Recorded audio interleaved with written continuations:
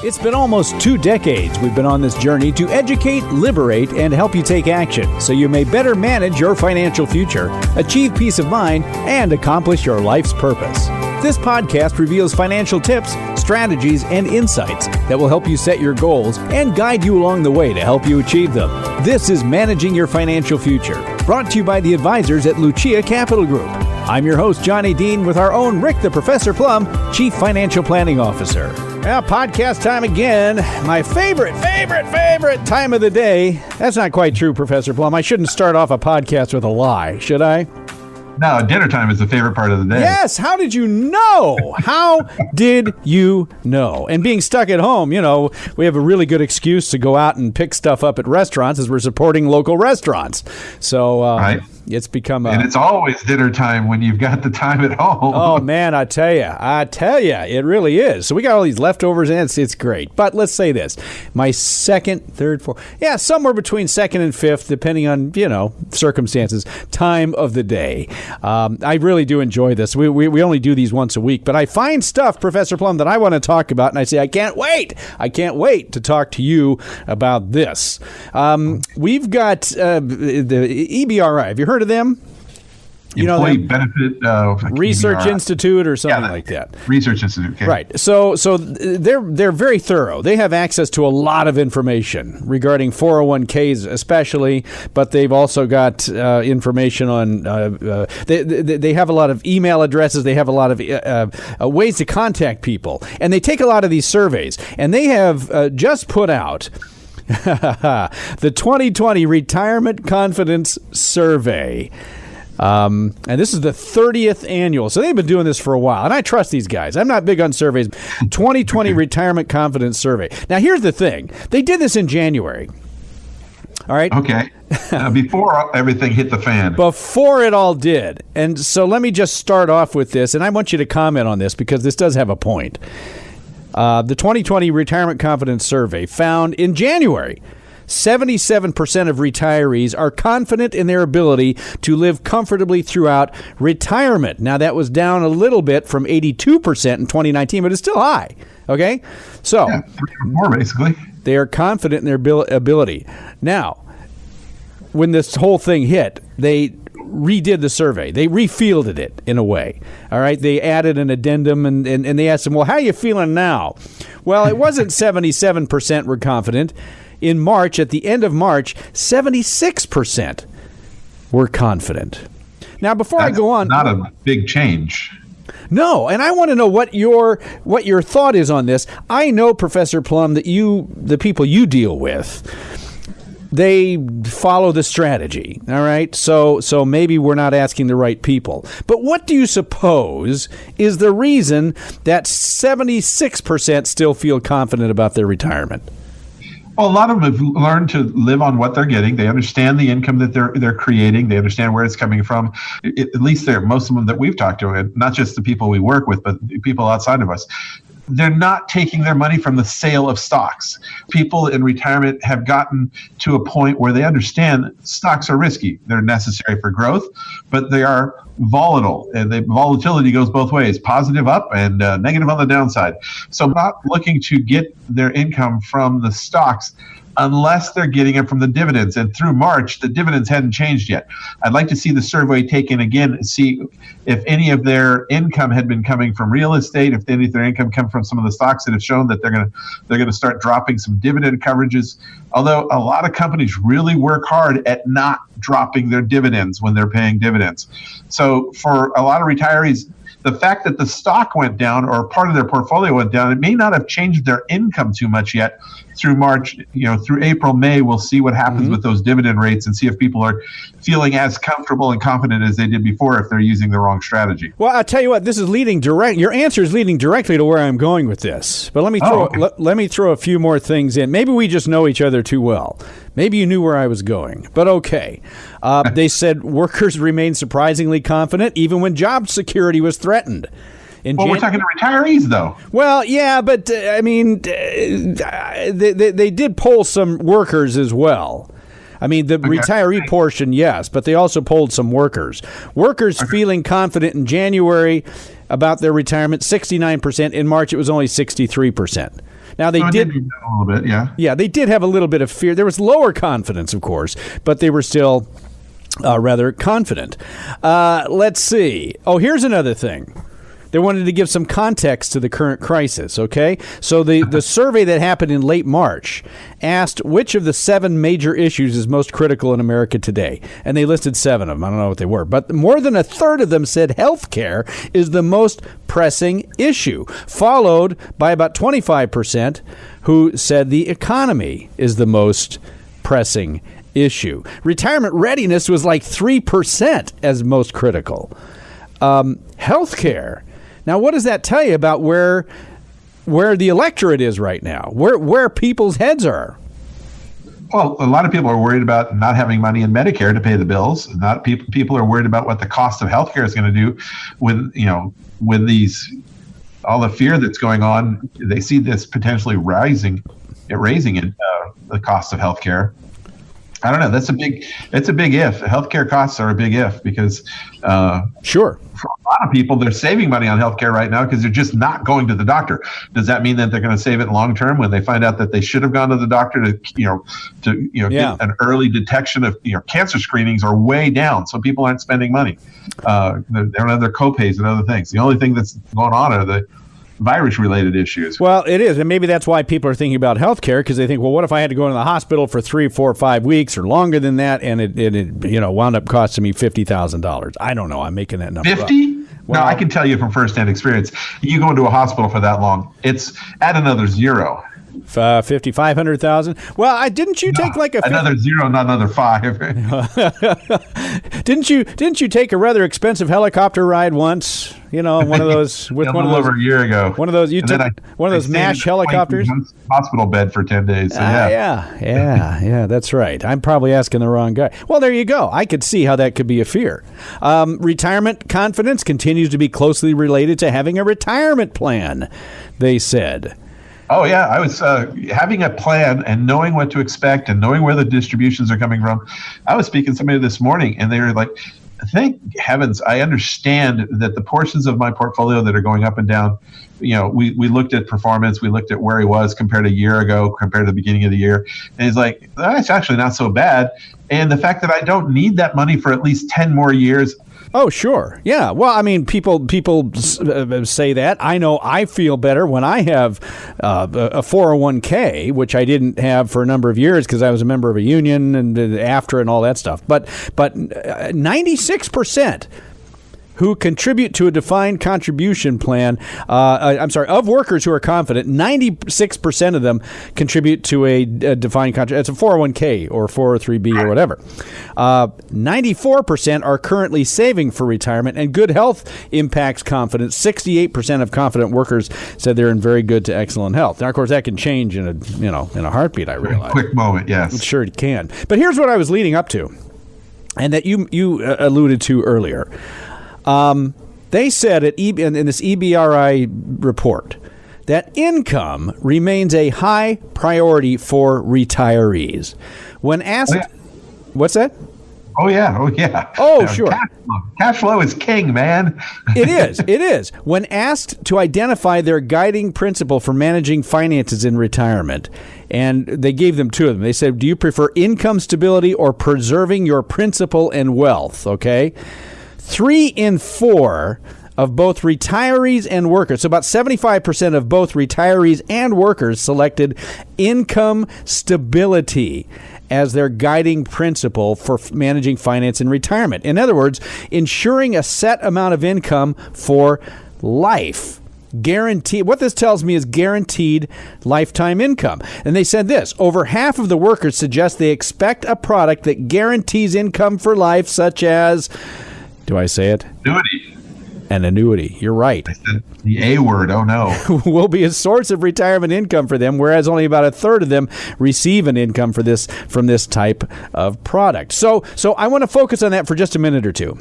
Sure. Because one of the driving principles behind a bucket strategy, if I may use that term again, is preservation of income. That's the goal, okay? To preserve income so that you don't run out of money before you run out of time. We've been talking about this for almost 30 years now. Coming up on 30 years we've been talking about this. And here it is again in black and white. And you see this, I'm sure, all the time, Professor Plum. You know? Yep. They say, well, the market's going down? Really? Well, does that affect my income? Well, you can't go out and golf necessarily in all the places, but can I still do the things that I want to, barring the shutdown for the moment? Yeah, you can. So that's all that matters. This doesn't surprise me one bit. And your experience, I think, would tell you that this response doesn't surprise you either. Now, people, there's outliers and everything, but when you say what's more important, having an income for you for the rest of your life, or leaving everything you can, a bigger and better inheritance. Well, I'd like to leave some inheritance, but no, I want to take care of me first. Whatever's left, the kids can have. Yeah, that seems to be more of the issue. Well, I would think so. I mean, I want the kids to get something, or my heirs, whoever they are, to get something, but not at the expense of me not being able to pay my bills or at least enjoy my life, because I could be around till I'm 90, 95, something like that. Right. And so they want to make sure that the biggest issue is, I'd like to leave them something, but more importantly, I never want to be a burden on them. I want to make sure I have my own money. Exactly. Now, we could talk for just a moment here before we'll get to some emails in just a second as well, because I know you folks have some questions. Oh. But we talk about income for life. What are we really referring to? I know there are a whole bunch of different types of products that people can buy. Many have fees. Some of them don't. What are we talking about here when we say the A word? Because I know I think it was last week, we talked about using annuities as a potential bond alternative. Well, they can be used, of course, as an income stream as well. Oh, annuities come in lots of different flavors. So when anybody paints annuities with a brush that they're all bad, they're all good, whatever the case may be, you have to say that's like saying all cars are bad, all cars are good. They do different things. I mean, I can't use a sports car to tow a trailer, and then that's what a truck's for. And so it doesn't mean that sports cars are bad. It's just have different uses. But there are basically two types of annuities. There's annuities that people are buying right now are what are known as deferred annuities. They're not designed for necessarily taking an income right away, unless you buy one of the deferred annuities that has what's known as a guaranteed minimum income benefit. And then it guarantees that you can take a distribution from that annuity starting at a certain age, as long as you don't take more than a certain amount based on some formulas in the contract. And that will continue for as long as you, and maybe you and your spouse, if you've chosen it that way, for as long as you live. Even if the cash value goes to zero, it'll continue. But for a while, maybe the next 20 plus years, there should be some cash value there. And if something happens to you way too soon, what's left over goes to the kids. That's the more common income situation from an annuity right now. The old style annuity is still there. It still works for some people. It's called an immediate annuity, where you give the insurance company a lump sum of cash, and they promise to pay you an income for the rest of your life or for a set period of time. There is no cash value to it. It's just you're buying an income stream. Mm-hmm. And if you died too soon, unfortunately, you got hit the proverbial Mack truck hit you. Insurance company keeps the rest depending upon how you set it up. So there's different ways to do it. Now, they pay more because you're more at risk than the other one. Sure, of course. If you hand over a bunch of money, $100,000, and you say, okay, pay me X amount, $8,000 a year. I don't know what it is. I'm making that up. It's all dependent upon age. It's based on your age. But let's say they're going to pay me $7,000 a year. I live 2 years. I get hit by that truck, and the insurance company keeps, they paid me 14, but they kept the other 86. Well, that wasn't such a good deal. There are ways to get some of that or all of that money back, but I mean, everything is a give and take. Yeah, exactly. You could do a period certain, as you said, 10 years, but then, of course, you're not going to get as much income out of it. So these are the kinds of things that we're talking about. And the point there, of course, is that that with people with stability, with guaranteed income for life, and different guarantees are supplied by different people or companies, I know. But guaranteed income for life seems to be the driving force behind people's retirement, both workers and non-workers. Oh, yes. Doesn't surprise me. Doesn't surprise me. If you've got a check coming in every month, guaranteed by some source that you trust, whether it's a very large insurance company, the U.S. government, the Pension Benefit Guarantee Corp, Social Security, whatever the case may be, you just have an easier time of things. You sure do. Well, I mean, anyway, all right. So good stuff. We could talk more about this. That could be another entire show, and maybe it will be. But I want to get to a couple of emails here. If you want to email us, you can go to our website, luciacap.com. There's a place up there that you can get your answer, send it to us, and we'll answer them here on the program because this is what we do, and I enjoy getting these. This is from Manny, who emailed us a couple of weeks ago, but we're a little behind here. My wife is about 2.5 years older than me. She plans on suspending her Social Security benefit at her age 67. I plan to also suspend mine at my age 67. When my wife is 70, she'll also take a spousal benefit, but my benefit will still be suspended. No, he won't. Or no, she won't. No. Okay. Well, anyway, he says, since she is beyond her full retirement age, will my being on suspension affect her benefit, and will her spousal benefit be based on my enhanced benefit or my full retirement age benefit? I know that's a lot of question there. Well, there's a couple things. If he suspends his benefit, the spousal benefit from his work record will also be suspended. So she won't be able to get a spousal benefit while he suspends his benefit. And the second question was, will the spousal benefit be based on his age 67 benefit or his age 70 benefit when he starts it back up? And it will always be based on the full retirement age benefit. The spousal retirement benefit from Social Security does not participate in the enhanced retirement credits, or what they call it, the increase between full retirement age and age 70 if you wait.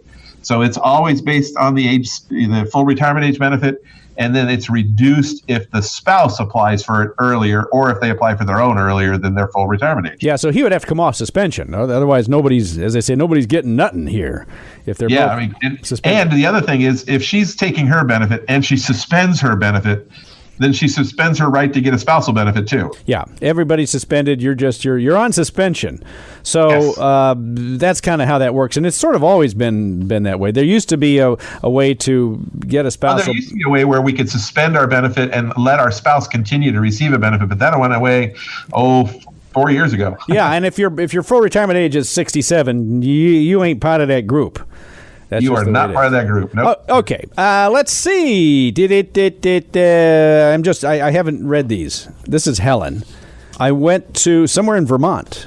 I want to move into a home I own, which is a SDIRA. I have no other IRA money. Okay. I'm 64 years old. I will have to pay tax on the withdrawal, I presume, depending on which state I am a resident of. How can I calculate how much I would have to pay if the house is worth $450,000? And is this a good or a bad idea? It's a very expensive idea, and it's based on state of residency. You can look at that. But the bigger issue is going to be the federal government. You figure adding $450,000 to even a low income makes a very high income. It depends on whether you're married or single. And, I'm not going to be able to teach somebody how to do their taxes right away, but figure a big chunk, let's just say that. And it also, if you're going to move into a house, or if you're going to take it out of, you're going to be a resident of the state where that house is that you've set up as your primary residence. So look at where the state is that you're dealing with. The only other issue is, let's say you live in California, but the house is in Texas right now, and you take it out of, obviously you have to take it out of the IRA before you can move into it. And if you're still a resident of California at that time, when you take the money out, or they take the property out of the IRA, ouch, California wants its pound of salt. Yeah. Oh, £1.50 perhaps.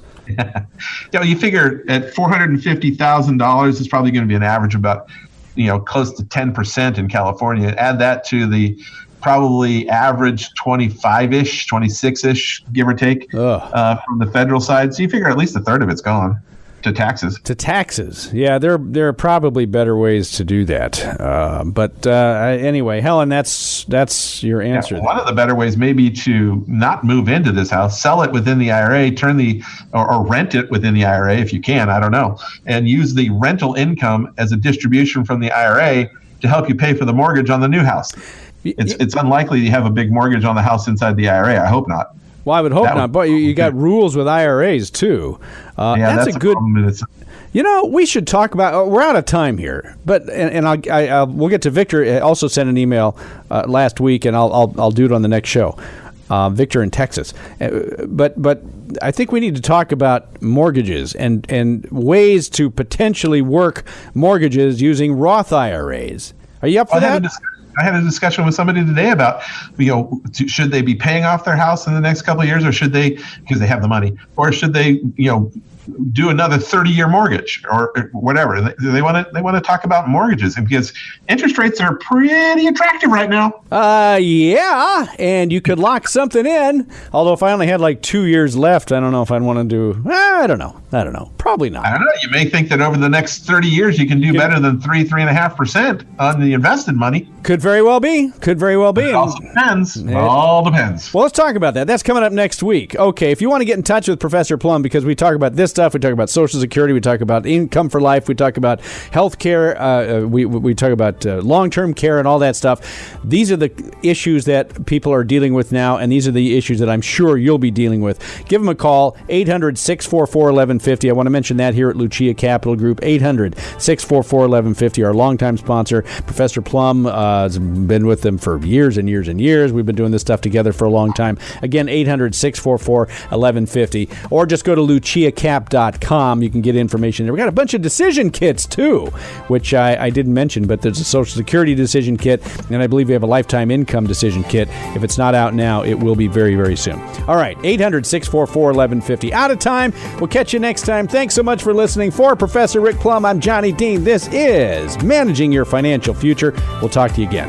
The information provided should not be considered specific tax, legal, or investment advice and is not specific to any individual's personal circumstances. To the extent that this material concerns tax matters, it is not intended or written to be used and cannot be used by a taxpayer for the purpose of avoiding penalties that may be imposed by law. Each taxpayer should seek independent advice from a tax professional based on his or her individual circumstances. This material was gathered from sources believed to be reliable. However, its accuracy cannot be guaranteed. Different types of investments and or investment strategies involve varying levels of risk, and there can be no assurance that any specific investment or investment strategy, including the investments purchased and or investment strategies devised by Lucia Capital Group, will be either suitable or profitable for a client's or prospective client's portfolio. Thus, investments may result in a loss of principal. Accordingly, no client or prospective client should assume that the presentation or any component thereof serves as the receipt of or a substitute for personalized advice from Lucia Capital Group or from any other investment professional. You should always seek counsel of the appropriate advisor prior to making any investment decision. All investments are subject to risk, including the loss of principal. This material was gathered from sources believed to be reliable. However, its accuracy cannot be guaranteed. Variable annuities are long-term investment products designed for retirement purposes. Variable annuities with guarantees are available through optional riders at additional cost.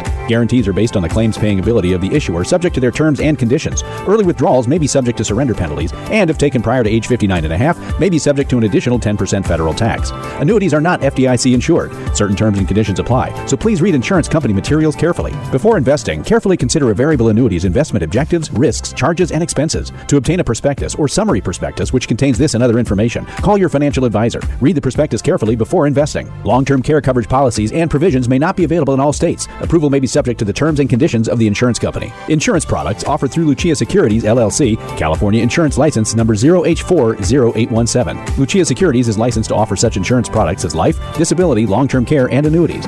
It is important to keep in mind that investments in fixed income products are subject to liquidity or market risk. Interest rate risk. Bonds ordinarily decline in price when interest rates rise and rise in price when interest rates fall. Financial or credit risk, inflation or purchasing power risk, and special tax liabilities. Interest may be subject to the alternative minimum tax. Treasury securities are backed by the full faith and credit of the U.S. government but are subject to inflation risk. The information provided is based on current laws, which are subject to change at any time. Lucia Capital Group is not affiliated with or endorsed by the Social Security Administration or any government agency. Social Security rules can be complex. For more information about Social Security benefits, visit the SSA website at ssa.gov or call 800-772-1213 to speak with an SSA representative. IRA withdrawals will be taxed at ordinary income rates. Withdrawals prior to age 59.5 may also be subject to a 10% penalty tax. Roth IRA earnings will be taxed at ordinary income rates, and a 10% penalty tax will apply if withdrawn prior to age 59.5 or within 5 years of the date the Roth IRA was established, whichever is longer. The investment professionals are registered representatives with and securities and advisory services offered through LPL Financial, a registered investment advisor, and member FINRA SIPC. Lucia Securities, LLC was acquired by LPL Financial August 2020.